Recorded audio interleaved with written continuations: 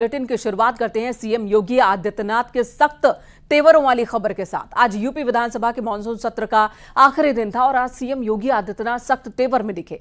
CM योगी ने जहां पहले विकास और रोजगार की बात कही तो वहीं उन्होंने समाजवादी पार्टी पर जमकर निशाना साधा। सीएम योगी ने अपराधियों को सख्त चेतावनी देते हुए कहा कि जो भी गड़बड़ी करेगा वो अंजाम भुगतेगा। वहीं सीएम योगी ने अयोध्या गैंगरेप के मामले में समाजवादी पार्टी पर निशाना साधा। कहा, गैंगरेप का आरोपी मोइन अयोध्या के सांसद अवधेश प्रसाद की टीम का सदस्य है, लेकिन समाजवादी पार्टी ने मोइन पर अब तक कोई कार्रवाई नहीं की है।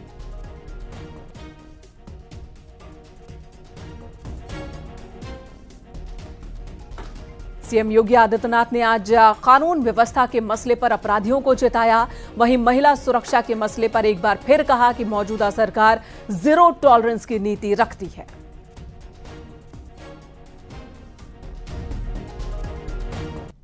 60% से अधिक नियुक्तियां हर एक स्तर पर हमने की हैं और ये सुनिश्चित किया है एक प्रदेश के किसी नौजवान के साथ धोखा नहीं होना चाहिए। धोखा कोई करेगा उसकी नौकरी को उसी दिन हम लोग लेने का काम करते हैं और जेल के अंदर पूरी निर्ममता के साथ उसको ठूंसने में भी कोई कोताही नहीं बरतते।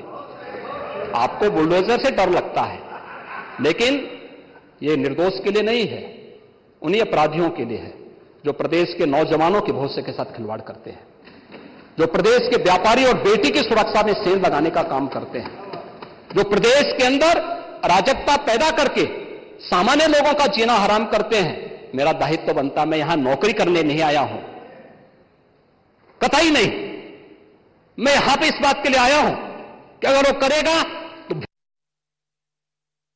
अयोध्या का यह मामला है जिसमें अयोध्या में मोइन खान जो समाजवादी पार्टी का नेता है, अयोध्या के सांसद की टीम का सदस्य है, 12 वर्षीय एक नाबालिग बच्ची के साथ दुष्कर्म का कृत्य में शामिल पाया गया।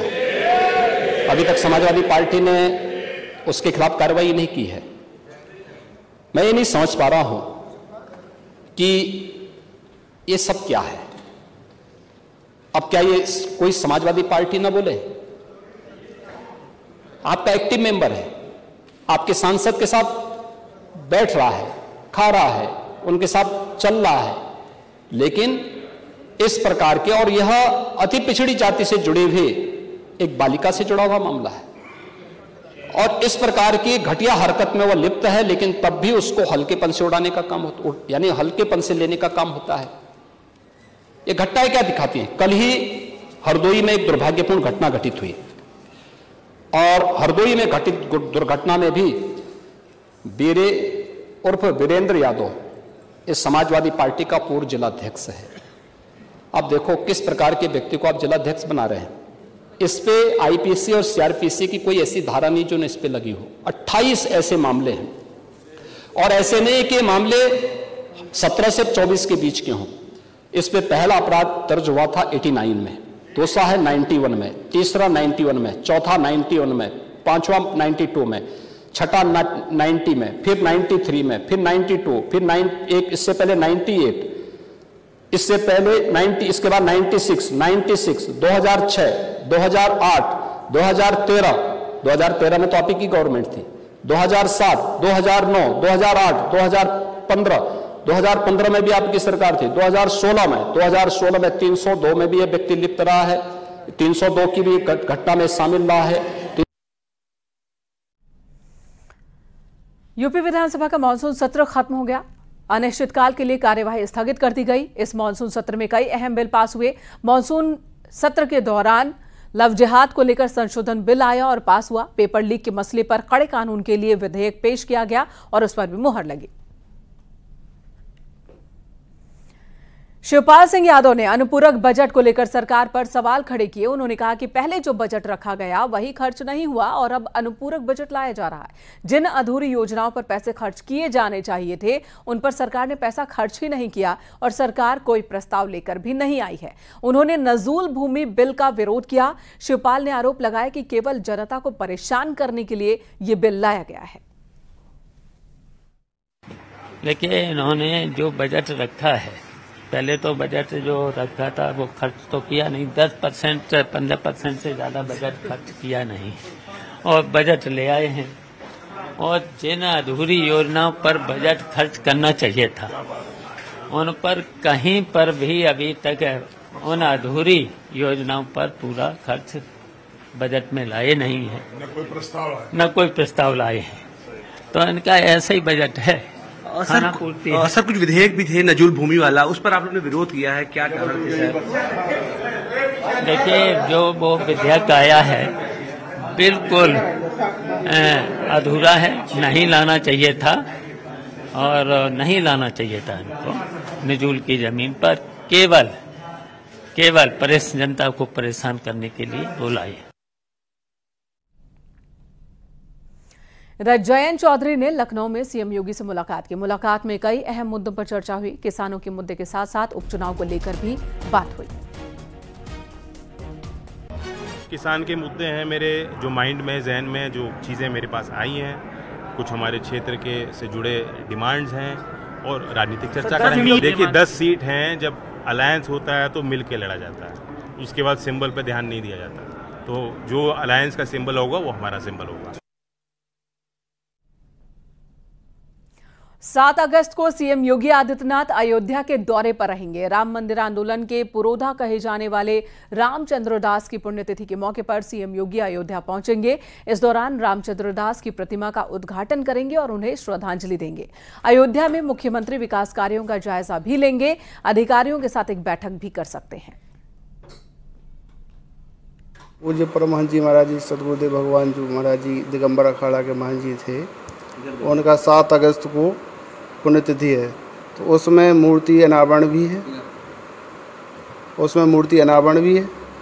और महाराज जी पूज्य महंत योगी आदित्यनाथ जी महाराज जी के द्वारा अनावरण के लिए बोला गया है, तो उनके आने की संभावना भी है। लखनऊ के गोमती नगर में बारिश के दौरान एक लड़की से छेड़छाड़ केस में पुलिस ने 2 और आरोपियों मोहम्मद अरबाज और विराज साहू को गिरफ्तार किया। अब तक 4 आरोपियों की गिरफ्तारी हो चुकी है। साथ ही पुलिस ने एफआईआर में छेड़छाड़ की धाराएं भी बढ़ाई हैं। दारोगा ऋषि विवेक की ओर से दर्ज कराई गई एफआईआर में 15 से 20 अज्ञात लड़कों को आरोपी बनाया गया है।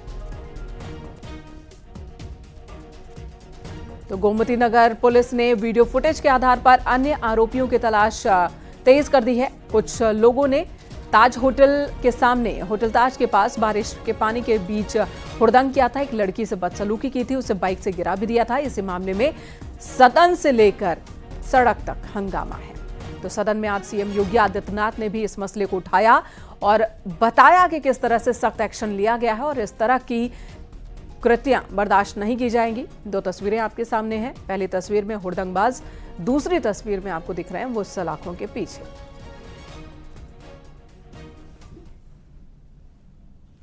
अतीक और अशरफ हत्याकांड मामले में न्यायिक जांच आयोग की टीम ने सदन में रिपोर्ट पेश कर दी है। न्यायिक जांच आयोग की रिपोर्ट में यूपी पुलिस को क्लीन चिट मिल गई है। रिपोर्ट में कहा गया कि पुलिस की ओर से कोई लापरवाही नहीं हुई थी।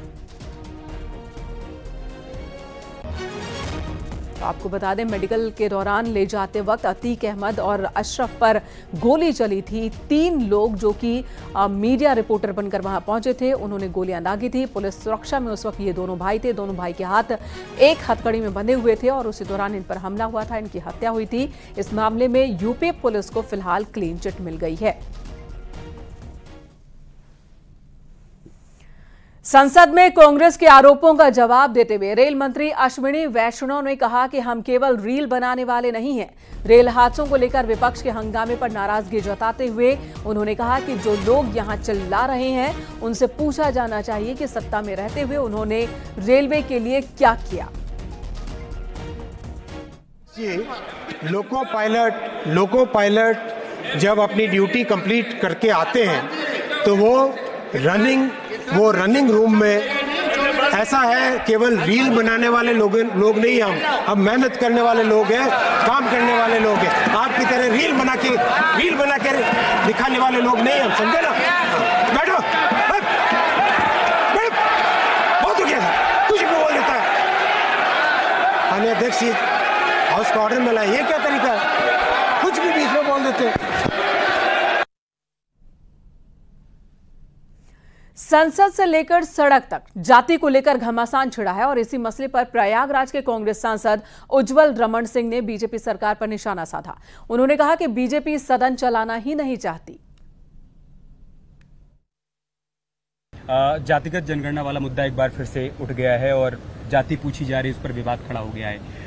मतलब ऐसे लग रहा है कि सदन में जाति के अलावा और किसी मसले पर इस वक्त बात ही नहीं हो रही है, जाति पर ही जाकर सब कुछ अटक गया। देखिए, भारतीय जनता पार्टी सदन को न चलने देने के पिछले 5 सालों में भी आपने देखा बहाने ढूंढती है। जानबूझकर ऐसे मुद्दों को जो है जिस तरीके से ऊंची टिप्पणियां सत्ता पक्ष के द्वारा की जा रही हैं, मुझे तो लगता है कि वो सदन चलाने में विश्वास नहीं रख रहे और सदन का जो स्तर है वो स्तर घटता जा रहा है और इस घटाने की जिम्मेदारी भारतीय जनता पार्टी की है। भारतीय जनता पार्टी के सांसदों के द्वारा, भारतीय जनता पार्टी के जो चुने हुए प्रतिनिधि हैं उनके द्वारा लगातार ऐसे प्रयास किए जा रहे हैं कि माहौल सांप्रदायिक हो, माहौल जो वास्तविक देश के मुद्दे हैं उस मुद्दों से भटकाकर कहीं और ले जाना चाहते हैं।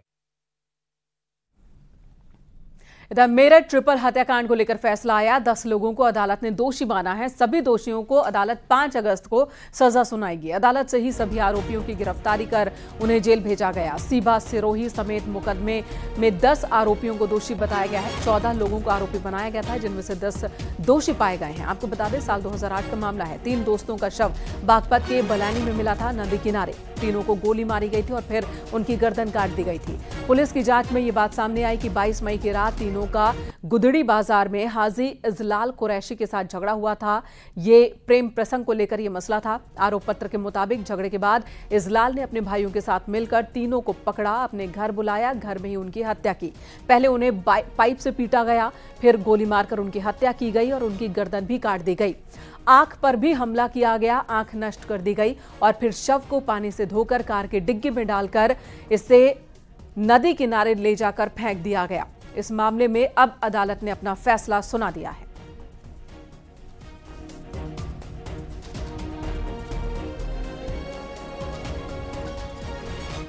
इसमें आज सभी जो 14 लोगों के खिलाफ चार्जशीट आई थी, जिसमें 2 लोगों की डेथ हो गई थी, एक जुनाइल होकर पहले बरी हो चुका था और एक की फाइल अभी विचाराधीन है।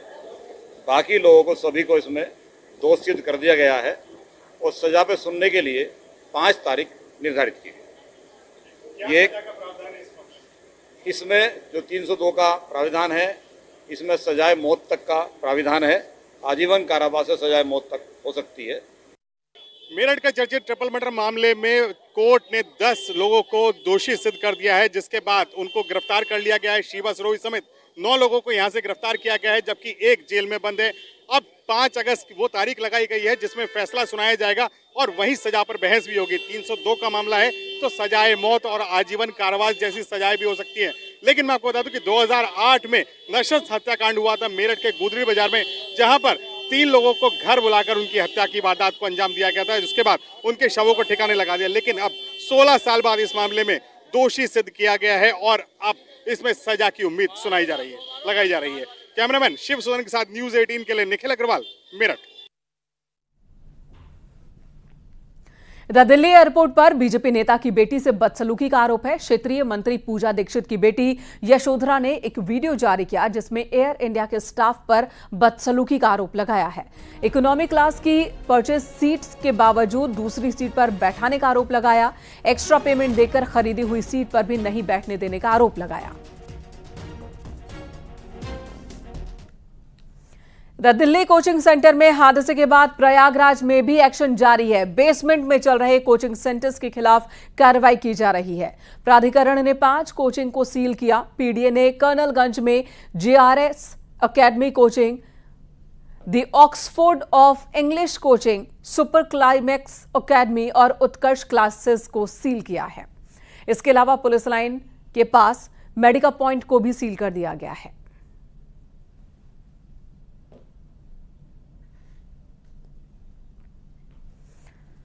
एक्शन अयोध्या में भी लिया जा रहा है। अयोध्या विकास प्राधिकरण एक्शन मोड में है। दूसरे दिन लगातार छापेमारी हुई, 10 जगहों पर कार्रवाई हुई।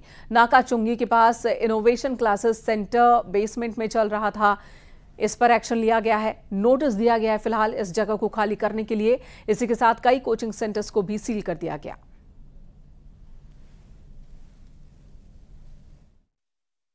जहां भी बेसमेंट में जो अनुमन्य गतिविधियां हैं उनके अगेंस्ट कोई कार्य हो रहा हो, इसके अलावा कोई खुदाई ना करे इस समय अपना बेसमेंट निर्माण में, क्योंकि बरसात का सीजन है, इस टाइप के निर्देश मिले तो उसी के तहत 5 टीमें बनाई गई हैं और विगत 2 दिन में हमने लगभग 10 जगह पे जो है सीलिंग और चलानी की कार्रवाई की है और जिसमें कई कोचिंग संस्थान भी आए हैं जिनको हमने सील किया है क्योंकि वहाँ बेसमेंट में चल रहे थे। उसके अलावा अन्य कार्य भी जो अनुमन्य नहीं थे वो बेसमेंट में चल रहे थे, उनको भी सील किया है। झांसी में मऊरानीपुर तहसील में जीएसटी टीम की छापेमारी से हड़कंप मच गया। जीएसटी टीम ने 2 बड़ी फर्म्स पर छापेमारी की है। खरीद और बिक्री से जुड़े कागजात की चेकिंग की गई। सेल्स टैक्स कमिश्नर ने कहा कि अगर जीएसटी चोरी का मामला सामने आता है तो फर्म के मालिकों के खिलाफ कार्रवाई की जाएगी।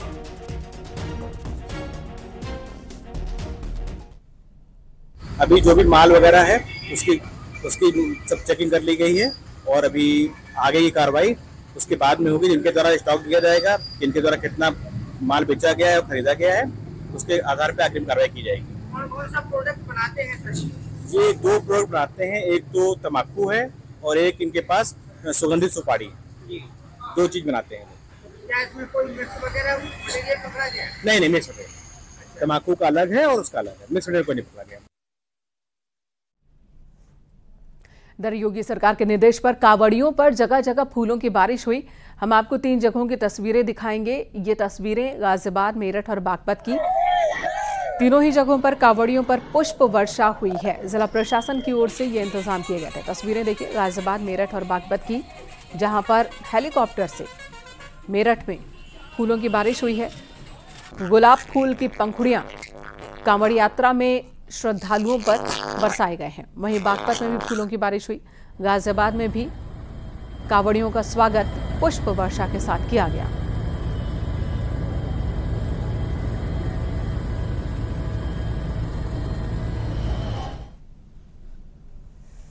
कांवड़ यात्रा इन दिनों अपने चरम पर है और हर बार की तरह इस बार भी सहारनपुर में कांवड़ियों के अलग अलग रूप देखने को मिल रहे हैं। ऐसा ही एक कांवड़िया हरिद्वार से अपने कंधों पर 201 लीटर गंगा जल लेकर सहारनपुर पहुंचा। इस दौरान उसका उत्साह देखते ही बन रहा था। ये लगभग 2 से समथिंग है। लगभग पिछली बार गए थे 1 क्विंटल लेके गए थे, पिछली बार 2 क्विंटल है। क्या सोच के गए थे? पिछली बार जब हम गए थे तो हमने सोचा था कि लोग लेके जा रहे थे 200 क्विंटल भी, 2.5 क्विंटल भी लेके जा रहे थे, तो हमने सोचा यार हम इससे ज़्यादा भी ले जा सकते हैं। तो पिछली बार से मन बना लिया था कि अगली बार जो है थोड़ी प्रैक्टिस करके इससे ज़्यादा लेके जाएंगे। तो हमने थोड़ी प्रैक्टिस की थी इसकी और उसके बाद शुरू कर दिया था। प्रैक्टिस जो आपने की थी कहाँ की? प्रैक्टिस जिम में की थी। जो हमारी टीम है इन्होंने रनिंग की थी और सबने बढ़िया करा अपना। जिम में करी।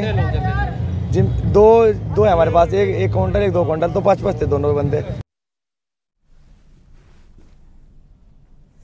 और अगली खबर गोरखपुर से। पूर्वोत्तर रेलवे के स्टेशन पर टिकट का पेमेंट अब क्यूआर कोड को स्कैन कर भी किया जा सकेगा। गोरखपुर के रिजर्वेशन काउंटर पर क्यूआर कोड से पेमेंट की व्यवस्था कर दी गई है। टिकट काउंटर पर यात्री यूपीआई से पेमेंट कर सकेंगे। कई बार बुकिंग क्लर्क के पास फुटकर न होने की वजह से परेशानी हो जाती थी। फुटकर पैसे वापस करने के वक्त में बहुत ज्यादा समय खर्च हो जाता था। दूसरे कतार में लगे लोगों को परेशानी होती थी और ऐसे में अब क्यूआर कोड से भी यहां पर पेमेंट संभव है। यात्रियों को सुविधा देने के लिए अब स्कैनर की व्यवस्था कर दी गई है। जो यात्री टिकट लेने के लिए आते थे, अभी तक छुट्टे पैसे नहीं होने पे यहाँ पे बहस होती थी, साथ ही अधिक समय लगता था। लेकिन अब जो यात्री हैं वो आएंगे, अपना टिकट यहाँ लेंगे और स्कैन करके टिकट के दाम को पेमेंट कर सकते हैं। इससे यहाँ पे जो रोज़ के छोटे छोटे झगड़े हो जाते थे, किचकिच हो जाते थे, उससे तो मुक्ति मिलेगी ही, साथ ही समय बचेगा और तेज़ी से विंडो टिकट लोगों को मिल सकेगा। अग्निश पांडे के साथ रामगोपाल द्विवेदी, न्यूज़ 18 गोरखपुर। इधर जालौन में 2 आरोपी पुलिस कस्टडी से फरार हो गए। पुलिस दोनों को मंदिर में चोरी करने के आरोप में पकड़कर लाई थी। मामला उरई कोतवाली का है। दोनों आरोपी ड्यूटी पर तैनात पुलिस कर्मचारियों को चकमा देकर भाग गए, जिससे पुलिस विभाग में हड़कंप मच गया। एसपी जालौन ने लापरवाही पर 2 पुलिस वालों को निलंबित कर दिया है और फरार आरोपी की तलाश की जा रही है। ड्यूटी पर तैनात संतरी पहरा ने हवालात का दरवाज़ा खोला हॉस्पिटल भिजवाने के लिए। उसी समय दोनों अभियुक्तों ने संतरी पहरा को धक्का दिया और पीछे का गेट जो बंद रहता है उसको फांदकर फरार हो गए।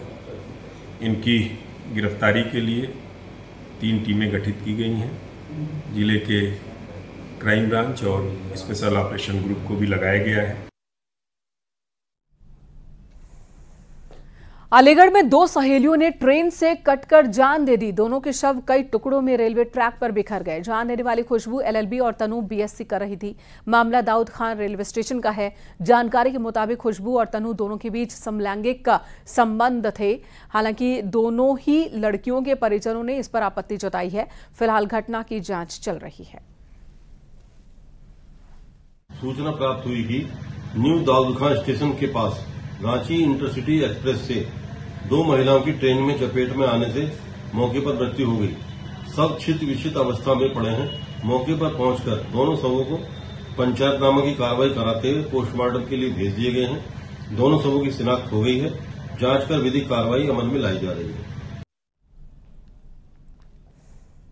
इधर लखीमपुर खीरी में लिफ्ट के बहाने नाबालिग लड़की से रेप की कोशिश और धर्म परिवर्तन करने का दबाव बनाने का आरोप है। पीड़िता का आरोप है कि लिफ्ट देने के बहाने एक लड़का बाइक पर बैठाकर सुनसान जगह पर ले गया, तमंचा दिखाकर रेप की कोशिश की, साथ ही इस्लाम धर्म अपनाने का दबाव भी बनाया। लड़की के शोर मचाने पर आसपास के लोग इकट्ठा हुए तो बाइक सवार आरोपी भाग निकला। पीड़िता ने थाने में केस दर्ज करवाया है। आरोपी युवक का बस स्टेशन पर लगे CCTV कैमरे में वीडियो रिकॉर्ड हुआ है। हिंदूवादी संगठन के लोगों ने कोतवाली पहुंचकर कार्रवाई की मांग की है। 100 नंबर पर पुलिस आई, उसने 3 घंटा उसको रखा, पता नहीं क्या क्या उससे पूछा और तब तक मैंने आधा घंटा बाद मैंने आ गया। आधा घंटा बाद मैंने पूछा भैया सामान तो मिला नहीं, हम तो ढूंढे। तो मेरे को सर क्या करूं, मेरा नंबर भी नहीं उसका बाइक का और लड़की भी नहीं जान पाती है। तो उसने कहा हम क्या करें। तो मैंने कहा आप जो कहोगे वही होगा। तो कोई हम किसको पकड़ लें ऐसे। तो मेरे को नहीं पकड़ो तो कोई बात नहीं। पकड़ के मुझे मेरा मुंह और गर्दन दोनों दाब लिया। अब बोल रहा कि अगर चिल्लाओगी तो तुझे मार डालूंगा और भागोगी तो मेरे पास कट्टा रखा है, जिंदा खत्म कर दूंगा, ये बोल रहा था मुझसे। और बोल रहा कि मुसलमान बन जाओ, तुम मेरे साथ चलो और मुसलमान बनो।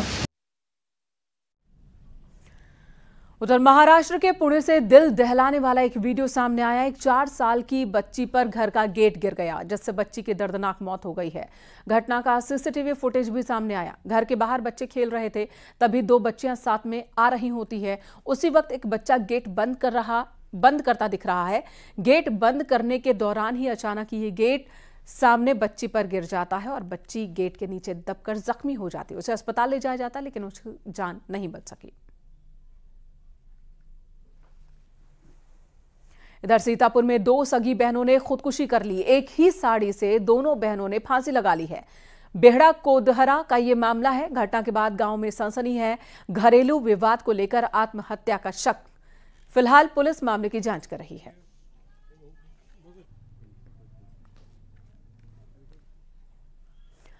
इधर प्रयागराज में पुलिस ने यूट्यूबर गुलजार शेख को गिरफ्तार किया। यूट्यूबर के कई वीडियो सामने आए हैं, जिनमें वो रेलवे ट्रैक के साथ छेड़खानी करता दिख रहा है। रेलवे ट्रैक पर कभी पत्थर, कभी सिलेंडर, कभी साइकिल रख देता था और वीडियो बनाता था। ऐसा करने से एक बड़ा हादसा भी हो सकता था। पुलिस ने आरोपी को रेलवे सुरक्षा बल को सौंप दिया है। मामले की गंभीरता को देखते हुए कार्रवाई की जाएगी। एक ट्वीट के माध्यम से प्रकरण संज्ञान में आए हैं, जिसमें गुलजार शेख नामक व्यक्ति अपने YouTube चैनल पे रेलवे ट्रैक पर विभिन्न वस्तुएं रखकर वीडियो अपलोड करता था। इस व्यक्ति के विरुद्ध में रेलवे सुरक्षा बल द्वारा एक मुकदमा पंजीकृत किया गया है 233/24। थाना नवाबगंज पुलिस द्वारा इस अभियुक्त को गिरफ्तार कर रेलवे सुरक्षा बल को सुपुर्द किया गया है व इसके विरुद्ध में अग्रिम विधिक कार्रवाई की जा रही है। और अगली खबर आगरा से। खेरिया एयरपोर्ट और आगरा कैंट रेलवे स्टेशन को बम से उड़ाने की धमकी देने वाले को पुलिस ने गिरफ्तार कर लिया है। आरोपी को राजस्थान के धौलपुर से गिरफ्तार किया गया। आरोपी ने अपने पड़ोसी लड़के को फंसाने के लिए यह साजिश रची थी। आरोपी गोपेश ने बताया कि उसके पड़ोस का रहने वाला एक लड़का उसकी बहन का दोस्त है। उसकी बहन और पड़ोसी लड़का दोनों फोन पर बातें करते हैं। कई बार फोन पर बात करने के लिए उसने मना भी किया, लेकिन वो माने नहीं, जिसके बाद उसने बहन के दोस्त को फंसाने की प्लानिंग की। बहन के दोस्त पड़ोसी लड़के को फंसाने के लिए सबसे पहले गोपेश ने उसका मोबाइल फोन चोरी किया, फिर उसके फोन से एक नया ईमेल अकाउंट बनाया और इसी अकाउंट से उसने धमकी दी थी। और इस सूचना पर तत्काल लोकल टीम जो BDDS और हमारी बॉम्ब स्क्वाड और डॉग स्क्वाड की टीम होती वो भी एक्टिव हो गई है। बहुत गहनता से GRP और RPF के साथ मिलकर रेलवे स्टेशन और एयरपोर्ट को भी चेक किया गया और वहां